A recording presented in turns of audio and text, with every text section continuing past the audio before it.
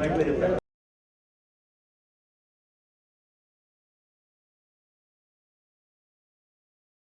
మా తరఫున కూడా ధన్యవాదాలు తెలియజేస్తున్నాం.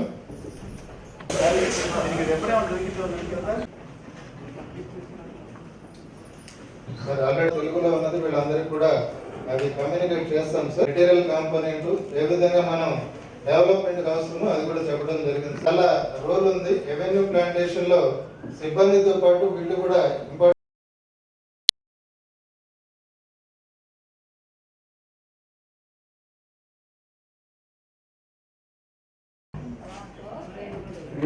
ఎప్పుడో పెద్ద తరగతిలో కూర్చోబెట్టారు. మేడం చెప్పినప్పుడు మీరు కూడా ఇసుకుంటారు. అదేంటమ్మా ఇదేంటమ్మా మీరు ఎవరు మాట్లాడరు. మేడం ఉంది కానీ మీరు మమ్మల్ని ఇసుకిస్తేనే ఈ రోడ్డు పాటలు తెలుస్తాయి. Very good. దాంట్లో 4170 జీవో ప్రకారం సర్పంచుల రోల్ కూడా చాలా ఉంది సార్. ఇక్కడ సర్వే అప్పటి వరకు చాలా మొక్కలు నాటాం. చాలా డిపార్ట్మెంట్ మొక్కలు నాటుతున్నాయి. కానీ ఇప్పటికి కూడా మనం 33% అనేది కూడా ఎవాల్యుయేట్ అవ్వలేదు. అంటే 2x2 కాబట్టి ఈ కూడా మీరు ఫీల్డ్కి వెళ్ళాలి. ఎవ్రీడే ఫీల్డ్ లో జరుగుతున్నటువంటి పనులు కూడా మీరు వినకపోతే కంప్లైంట్ చేస్తే డెఫినెట్ గా వాళ్ళ మీద శాఖాపరమైనటువంటి చర్యలు కూడా ఉంటాయి. నిన్న మంత్రివర్యులు చెప్పినటువంటి మొక్కలు మనం బతికించగలగాలి. సో ఇది ఒకరి వల్ల అయ్యేటటువంటి పరిస్థితులుగా ఉన్నటువంటి ఇంజనీరింగ్ అసిస్టెంట్ ద్వారా ఒకవేళ బిల్డింగ్ కంప్లీట్ అయిపోయి అక్కడ కూడా ఈటీసీ బాపట్లలో ట్రైనింగ్ అవుతున్నారు సార్. ఇప్పుడు గుంటూరు డివిజన్ కు సంబంధించి 6 మండలాలలో ఉన్నటువంటి 4000 జనాభాలో ఉన్నటువంటి సర్పంచులందరినీ కూడా ఇక్కడికి ట్రైనింగ్ పిలిపించడం జరిగింది సార్. ఏదో అవడం జరిగింది సార్. ఈ కార్యక్రమంలో ముందుగా మనము వీళ్ళందరికీ కూడా మన మినిస్టర్ గారి మెసేజ్ ఒకటి చెప్పడం చూపించడం జరిగింది సార్. అదే విధంగా వీళ్ళందరికీ కూడా వీళ్ళ రూల్స్ అండ్ రెస్పాన్సిబిలిటీస్ అదే విధంగా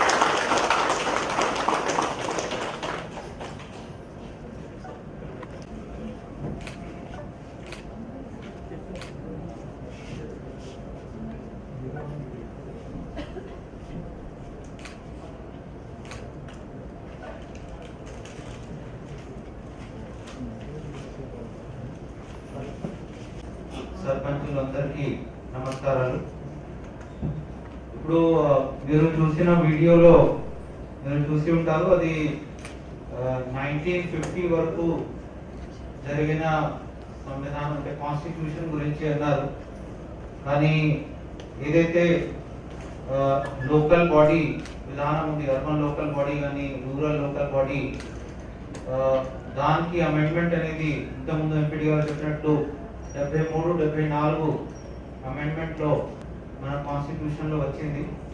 అది తర్వాత వచ్చింది ఈ ఇయర్ లో 92లో ఆ అమెండ్మెంట్ రాగానే కొన్ని పవర్స్, ఫంక్షన్స్, ఫండ్స్, కొన్ని సబ్జెక్ట్స్ లోకల్ బాడీస్ కి ట్రాన్స్ఫర్ చేయడం జరిగింది. అంతకుముందు only central government, state government ఉండింది.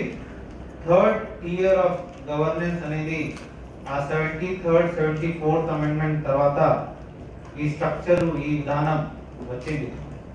So that's one thing. మనము అంటే ఇది కూడా మనము కాన్స్టిట్యూషనల్ రూపం ఇచ్చే ముందు కూడా తరతరాలుగా మన గ్రామాల్లో ఇటువంటి విధానం ఉండేది. 5గురు కూర్చొని ఏమైనా సమస్యలు ఉంటే, ఏమైనా పని చేయాలని అనుకుంటే అటువంటి సెల్ఫ్ గవర్నింగ్ ఎప్పటి నుంచి విధానం మన దేశంలో ఉంది. ఒరిజినల్ గా కాన్స్టిట్యూషన్ తయారు చేసేటప్పటికి ఇటువంటి విధానం ఉండాలని డైరెక్టివ్ ప్రిన్సిపల్ ఆఫ్ స్టేట్ పాలసీలో పొందుపరిచారు. బట్ అది అంటే ఒక యాక్ట్ కానీ ఏదో ఒక అంటే కాన్స్టిట్యూషనల్ అది ఇవ్వలేదు. అంటే డైరెక్టివ్ ప్రిన్సిపల్ అంటే ఏదైనా స్టేట్ ఇటువంటి సాధించాలని ఒక విధానం, దాంట్లో మాత్రమే పెట్టారు. ఒక సెల్ఫ్ గవర్నింగ్ బాడీ ఉండాలని దాంట్లో పెట్టారు. సో 73rd, 74th అమెండ్మెంట్ తర్వాత ఒక స్ట్రక్చరు ఏ విధంగా ఉండాలని, అర్బన్ ఏరియాలో ఏ విధంగా ఉండాలని, రూరల్ ఏరియాలో ఏ విధంగా ఉండాలని చేయడం జరిగింది. ఈ మధ్యలో జరిగిన ఎలక్షన్స్ లో మీరందరూ ఎన్నికయ్యారు. So congratulations to all of you. Election కూడా చాలా సజావుగా మన గుంటూరు జిల్లాలో జరిగింది. మన సిబ్బందులు అందరూ చాలా కష్టపడ్డారు. అలాగే ఎవరైతే కంటెస్టెంట్స్ ఉన్నారో వాళ్ళు కూడా ఈ కరోనా టైంలో ఇటువంటి ఎలక్షన్ జరిపించడం అనేది ఇట్ వాజ్ రియలీ టఫ్. మీకు కూడా చాలా టఫ్గా ఉండొచ్చేమో నేను భావిస్తున్నాను. ఇప్పుడు సర్పంచ్ అవగానే మీరు ఏం చేస్తారు, ఎలా మీ గ్రామాన్ని డెవలప్ చేస్తారు, ఇటువంటి ఆలోచన మీ అందరికీ ఉండి ఉంటుంది. అలాగే ఏదైతే ఫిమేల్ రిప్రజెంటేషన్ ఉంది, అంటే మహిళలు కూడా చాలా మంది ఎన్నికయ్యారు. అలాగే ఏదైతే వీకర్ సెక్షన్స్ వాళ్ళు ఉన్నారు, బీసీస్ కానీ ఎస్సీస్ కానీ ఎస్టీస్ వాళ్ళు కూడా చాలా మంది ఎన్నికయ్యారు. సో వాళ్ళ ఏరియాలో ఏ విధంగా పని చేస్తారు, ఏ విధంగా అక్కడ ఉన్న ఫీల్డ్ స్టాఫ్ ఎవరైతే ఉన్నారు వాళ్ళని కలుపుకుంటూ ఒక టీం లాగా, అంటే మీరు ఆ గ్రామానికి లీడర్, ఒక పెద్ద మనిషి ఏ విధంగా వాళ్ళ టీంతో కోఆర్డినేట్ చేయాలి, ఏ విధంగా వాళ్ళని లీడ్ చేసుకోవాలి, అటువంటి ఒక యాటిట్యూడ్ తో పని చేస్తే ఖచ్చితంగా ఒక పాజిటివ్ రిజల్ట్ వచ్చే ఏరియా టు విలేజ్ వాలంటీర్ వ్యవస్థ వచ్చింది. దానివల్ల ఏదైతే సెంట్రల్ గవర్నమెంట్ స్కీమ్ కానీ స్టేట్ గవర్నమెంట్ స్కీమ్స్ డైరెక్ట్ గా బెనిఫిషరీ దగ్గర ఏ విధంగా it should reach to that level అనేది దానికి ఒక మంచి లింక్. సో దాంతో కూడా మీరు కోఆర్డినేషన్ బాగా పెట్టుకుంటే it will be really good. అంటే మనము చూసాము, ఒక బెనిఫిషరీకి ఒక లబ్ధి జరగాలంటే ఎంత కష్టపడేవారు. ఒక సందర్భంలో one of the prime minister Rajiv Gandhi గారు ఉండేవారు. ఆయన ఏమన్నారంటే, నేను 100 రూపాయలు ఢిల్లీ నుంచి పంపిస్తే 16 రూపాయలు మాత్రమే బెనిఫిషరీ చేతికి వస్తుందని ఆ టైంలో అభిప్రాయపడ్డారు. ఇప్పుడు చూడండి, బటన్ నొక్కగానే 100 రూపాయలు ఫైనాన్స్ రిలీజ్ చేస్తే 100 రూపాయలు బెనిఫిషరీ బ్యాంక్ అకౌంట్ లో డైరెక్ట్ నేరుగా వెళ్ళిపోతుంది. అంటే టెక్నాలజీ యొక్క పరంగా మనకి ఫెసిలిటేట్ చేసింది. ఆ టెక్నాలజీ పాత కాలంలో ఉండేది కాదు, కానీ ఇప్పుడు టెక్నాలజీ వచ్చింది కాబట్టి ఇటువంటి విధానం సెంట్రల్ గవర్నమెంట్ అవ్వచ్చు, స్టేట్ గవర్నమెంట్ అవ్వచ్చు అలా ప్రవేశపెడుతుంది. సో ఒక పరంగా అంటే ఒక as a beneficiary point of view, లబ్ధిదారు తరఫు నుంచి మీరు ఆలోచిస్తే ఇది చాలా మంచి విధానం అనేది మీకు కూడా అనిపిస్తుంది. సో అటువంటి village secretariat to village volunteer ద్వారా సాధ్యం పడుతుంది. ఒక అడ్మినిస్ట్రేషన్ కానీ గవర్నెన్స్ డైరెక్ట్ గా బెనిఫిషరీ అంటే ఇంటి దగ్గర వచ్చిందని administration at door step, governance at door step, దానికి ఇది ఒక విధానం. అండ్ పూర్తి స్థాయిలో ఏమైనా జరగాలంటే విలేజ్ లెవెల్లోనే జరుగుతుంది అనేది ఒక గ్రామ స్వరాజ్యం ఏదైతే స్వప్నం చూశారు మా మహాత్మా గాంధీ గారు, దాన్ని it is making it reality. So ఇది ఒక ప్రత్యేకమైన ఇంటర్వెన్షన్ ఏదైతే మా ముఖ్యమంత్రి గారు శ్రీ జగన్మోహన్ రెడ్డి గారు ఐడియా ప్రకారం మన రాష్ట్రంలో ఇంప్లిమెంట్ చేయడం జరిగింది. ఇటువంటి విధానం మిగతా స్టేట్ లో ఉండాలని కూడా వాళ్ళు ఆలోచిస్తున్నారు. సో దీన్ని ఏ విధంగా ఇంకా స్ట్రాంగ్ చేయాలి, ఇంకా స్ట్రెంగ్తెన్ చేయాలి, దాని మీద కూడా మీరు అందరూ ఆలోచిస్తారని నేను అభిప్రాయపడుతున్నాను. అలాగే డ్రింకింగ్ వాటర్ కానీ, రోడ్స్ కానీ, స్ట్రీట్ లైటింగ్ కానీ, అలాగే మోస్ట్ ఇంపార్టెంట్ శానిటేషన్. ఎక్కడైనా ఏ ఊరికి వెళ్ళాలన్నా అంటే ఫస్ట్ ఇంప్రెషన్ వచ్చేది శానిటేషన్ ఎలా ఉంది. అంటే ఎవరైనా వాళ్ళ ఊరికి ఇన్వైట్ చేయాలంటే బయట నుంచి ఎవరు వచ్చినా శానిటేషన్ ఫస్ట్ చూస్తారు.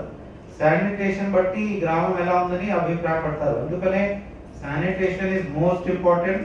ఇప్పుడు మనం చూస్తున్నాము చాలా స్కీమ్స్, స్వచ్ఛ భారత్ ఇటువంటి SBM స్కీమ్ కానీ, స్వచ్ఛ సంకల్పం కూడా, జగనన్న స్వచ్ఛ సంకల్పం ఒక డ్రైవ్ మోడ్ లో మనం మొదలు పెట్టాము. ఇటువంటి దాంట్లో కూడా మీరు భాగస్వామ్యం అవుతారని I request all of you to become part of this program. అలాగే నవరత్నాల్లో కూడా మీరు భాగస్వామ్యం అవ్వండి. అలాగే maintenance of reports and all మీ దగ్గర ఎవరైతే పంచాయత్ సెక్రటరీ గారు ఉంటారో దాంతో కోఆర్డినేట్ చేయండి. అలాగే రకరకాల గవర్నమెంట్ స్కీమ్స్ గురించి ఇంతకుముందు ఇప్పుడు పిడి గారు చెప్పినట్టు ఎంజీఎన్ఆర్జీఎస్ లో గుంటూరు జిల్లాలో లేబర్ టర్న్అవుట్ చూస్తే బాగా తక్కువ ఉండింది. బట్ మన దగ్గర పొటెన్షియల్ అయితే చాలా ఉన్నాయి. అంటే మనము గుంటూరు రూరల్ గురించి చెప్పాలంటే ఇంకా కొన్ని డ్రై ఏరియాస్ మన దగ్గర ఉన్నాయి. అచ్చంపేట కానీ ఇటువంటి అది అక్కడ ఈ డివిజన్ లో చూస్తే అలా కొన్ని పొటెన్షియల్ మండలాలు ఉన్నాయి. ఏమైనా సరే మనము కరోనా టైంలో చూసాము, లాక్డౌన్ కానీ కరోనా వల్ల అన్ని యాక్టివిటీస్ తగ్గిపోయినాయి, ఎకనామిక్ యాక్టివిటీస్ జరగడం లేదు. సో ఈ టైంలో ఆ లేబర్ కి ఎంజీఎన్ఆర్జీఎస్ లో పని దొరికితే వాళ్ళ చేతిలో కొంత డబ్బులు వస్తుంది. ఇంతకుముందు పిడి గారు చెప్పినట్టు సెంట్రల్ స్కీమ్ నుంచి ఎంత మనము ఎక్కువ నిధులు తీసుకుంటే అంత మంచిది. అందుకనే లేబర్ టర్న్అవుట్ పెంచాల్సిన అవసరం ఉంది. మీరు మీ గ్రామంలో ఫీల్డ్ అసిస్టెంట్ కానీ మేట్స్ కానీ టెక్నికల్ అసిస్టెంట్ వాళ్ళతో ఒక మీటింగ్ పెట్టండి. అలాగే పిడి గారు కూడా నేను చెప్పాము మండల్ లెవెల్లో కానీ విలేజ్ లెవెల్లో కొన్ని ట్రైనింగ్ ప్రోగ్రామ్స్ ప్రత్యేకమైన ఓన్లీ ఆన్ లేబర్ టర్న్అవుట్ కానీ ఎన్ఆర్జీఎస్ లో ఏమేమి పనులు చేసుకోవచ్చు, ఆ పనుల ద్వారా what kind of development will come, అటువంటి దాని మీద ఒక ట్రైనింగ్ ప్రత్యేకమైన ట్రైనింగ్ ఎంజీఎన్ఆర్జీఎస్ పైన పెట్టాలని పిడి గారికి చెప్పడం జరిగింది. సో రాబోయే కాలంలో ఖచ్చితంగా మనం పెడతాము. అలాగే కరోనా టైంలో మనం చూసాం అంటే ఫస్ట్ అర్బన్ ఏరియా నుంచి స్టార్ట్ అయ్యి రూరల్ ఏరియాకి వెళ్ళిపోతుంది. సో ఇంకా నెక్స్ట్ వేవ్ వచ్చే అవకాశం ఉంది. చాలా మంది సైంటిస్ట్ కానీ ఎక్స్పర్ట్స్ చెప్తున్నారు. సో మనం అందరూ అలర్ట్ గా ఉండాలి. మాస్క్ ఖచ్చితంగా వేసుకుని ఉండాలి. శానిటేషన్, క్లీన్లీనెస్, హ్యాండ్ వాషింగ్ ఇటువంటి విధానం పెట్టుకుని ఉంటాము. అలాగే ఫీవర్ సర్వే అప్పటికప్పుడు మనం కండక్ట్ చేస్తున్నాము, దాంట్లో కూడా మీరు భాగస్వామండి. అలాగే ఆల్రెడీ మనము కరోనా కట్టడి కమిటీ సర్పంచ్ యాజ్ ఏ అధ్యక్ష ఒక చైర్మన్ గా ఆల్రెడీ పెట్టాము. సో అప్పటికప్పుడు మీటింగ్ పెట్టేసి ఏ విధంగా వ్యాధి రాకుండా, వ్యాధులు వస్తే ఎవరైతే పాజిటివ్ పేషెంట్ ఉన్నారు వాళ్ళకి కోవిడ్ కేర్ సెంటర్ కానీ వాళ్ళ ఇంట్లోనే ఐసోలేషన్ లో ఉంచుకోవడము, ఐసోలేషన్ కిట్ ఒకటి మనము హెల్త్ డిపార్ట్మెంట్ ద్వారా ఇస్తున్నాం, దాన్ని వాళ్ళకి ఇవ్వడము, ఇటువంటి యాక్టివిటీ చేయండి. అలాగే వ్యాక్సినేషన్ ఇప్పుడు 45+ అర్ధాగల్ వ్యక్తులకి ఇస్తున్నాము. అలాగే ప్రెగ్నెంట్ లేడీస్ కి ఈ మధ్యలో స్టార్ట్ చేశాము. అలాగే 5 లోపల ఉన్న పిల్లలు ఉన్న ఏదైతే తల్లిలు ఉన్నారు వాళ్ళకి అందరికి ఆల్మోస్ట్ కవర్ చేయడం జరిగింది. అలాగే రాబోయే కాలంలో టీచర్స్ అందరికీ కూడా వ్యాక్సినేషన్ ఇవ్వడం జరుగుతుంది. ఇటువంటి కరోనా కట్టడిలో కానీ వ్యాక్సినేషన్లు కూడా మీరు అందరూ భాగస్వామ్యం అవ్వండి. అంటే మనము ఎవరికైతే వ్యాక్సినేషన్ ఇచ్చి ఉన్నామో ఫస్ట్ డోస్ తర్వాత సెకండ్ డోస్ కి ప్రాధాన్యత ఇవ్వడం జరుగుతుంది. చాలా చోట్ల వ్యాక్సినేషన్ కి కొంతమంది ముందుకు రావట్లేదు. మీరు కూడా మోటివేట్ చేస్తే వాళ్ళు ఖచ్చితంగా ముందుకు వస్తారు. అలాగే ఒక గ్రామంలో రకరకాల స్కీమ్స్ అనేది ఇంప్లిమెంట్ జరుగుతూ ఉంటాయి. కొద్దిగా మీరు సీరియస్ గా దాన్ని రివ్యూ చేస్తే, దాని మీద దృష్టి పెడితే, అంటే చాలా మంది చెప్తారు మాకు రోడ్ కావాలి, డ్రైన్ కావాలి, అది కావాలి, ఇది కావాలి, కొత్త స్కీమ్ కావాలి. అలా కాకుండా ఎగ్జిస్టింగ్ స్కీమ్స్ మాత్రమే మీరు చూస్తే, దాన్ని సక్రమంగా అమలు చేసి ఉంటే మీకు ఖచ్చితంగా మంచి పేరు వస్తుంది. ఇప్పుడు సపోజ్ డ్రింకింగ్ వాటర్ ఇస్తున్నారు, డ్రింకింగ్ వాటర్ ఇచ్చేటప్పటికి క్లీన్ గా పోర్టబుల్ అంటే క్లోరినేట్ చేసి అటువంటి వాటర్ మేము ఇస్తున్నామా లేదా, ఇంకెక్కడైనా డ్రైన్ లో కల్పిస్తుందా, అటువంటి అన్క్లీన్ వాటర్ ఎవరైనా తాగితే డైరియా వచ్చేస్తుంది. సో డైరియా వల్ల కొంతమంది చనిపోతారు. అటువంటి జాగ్రత్తగా ఉండడం, ప్రాపర్ గా సిపిడబ్ల్యూ స్కీమ్ ఉంటే, పిడబ్ల్యూ స్కీమ్ ఉంటే, సింగిల్ వాటర్ స్కీమ్ ఉంటుంది కదా, ఎస్డబ్ల్యూఎస్ మల్టీపర్పస్ వాటర్ స్కీమ్, దాంట్లో కూడా ప్రాపర్ గా మెయింటెనెన్స్ జరుగుతుందా లేదా, clean drinking water last mile దాకా మీకు వస్తున్నాయి లేదా అటువంటి చూసుకోవడము. అలాగే ఎవరైతే అంగన్వాడీ ఉంటుంది, అంగన్వాడీ ద్వారా మనము ప్రెగ్నెంట్ లాక్టేటింగ్ మదర్స్ కి కానీ 0 to 6 పిల్లలు ఉంటారు, వాళ్ళకి టేక్ హోమ్ రేషన్ ఇప్పుడు ఇస్తున్నాము. అంటే అంగన్వాడీ ఓపెన్ అయితే అక్కడే ఇవ్వడం జరుగుతుంది. అది సక్రమంగా వెళ్తుందా లేదా.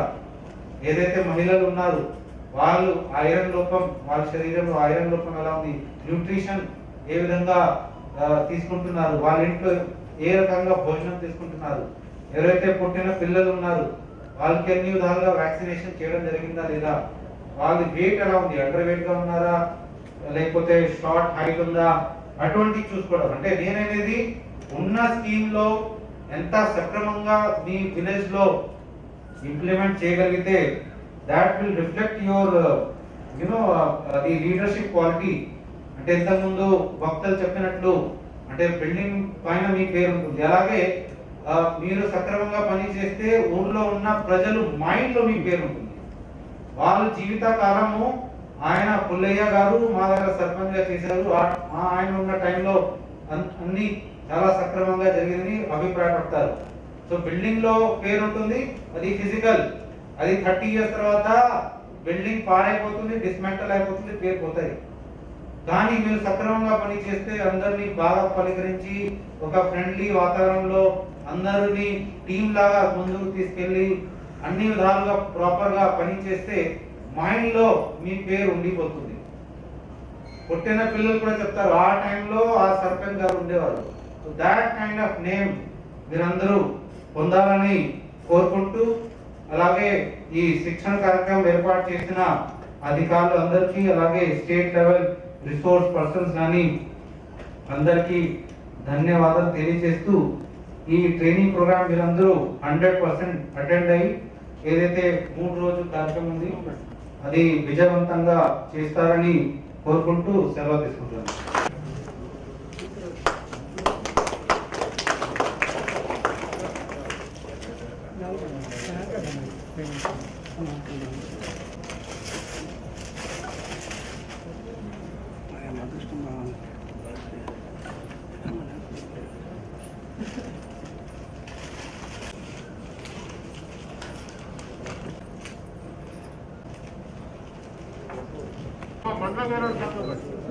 ఓన్లీ ఆ మండలాలు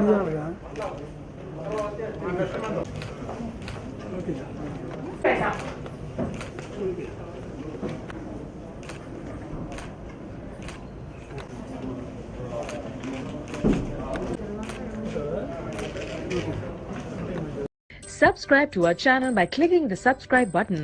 Click the bell button and enjoy the latest uploads from our channel.